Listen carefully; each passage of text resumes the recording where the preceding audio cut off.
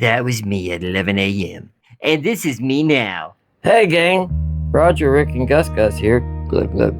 Thought I gave you guys a little update on this week's medical developments. Had my first appointment with the neurologist this morning for my, I was referred there by my primary for the memory issues and the balance and the fainting spells and stuff like that have been going on. And then I had my first epidural for my back after that.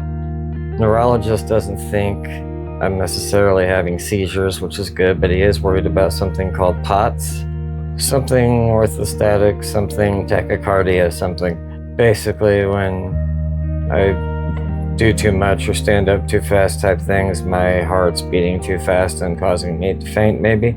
But he wants to do something called a tilt table test, which I'll have to drive to Indiana an hour away to do in a few weeks.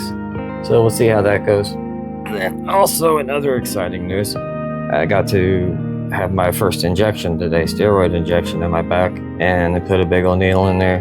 And the procedure was relatively painless until he got to, I assume, when he was piercing my spine, because he had to go right into where that pinched group of nerves is, and I became quite aware of it. It wasn't so bad there, but since leaving, it's taken a lot out of me. When I have, it basically instigated a flare-up, but a fairly mild one. I don't know, it's different. It's not the usual flare-up. But so when I have my flare-ups, not only does it get hard for me to think and communicate, but it takes everything out of me. It's not always so much of a, like, I'm in too much pain thing. It's that it's so exhausting. I could literally, like, seconds after one of them starts, I could just lay down, close my eyes, and I would be able to go straight to sleep because it just, the level of exhaustion is indescribable. He did tell me I need to try to stay off my feet, which apparently is not going to be a problem today, at least. I do need to get back over to Cherry to try to get that bathtub finished, but I talked to AJ and the doctors, and they agree that at least today, if not tomorrow too, I should take some time down, even though we can't afford it right now. But it is, as they say, what it is. My arm surgeries are still scheduled for, I think, the second week of June. I don't know.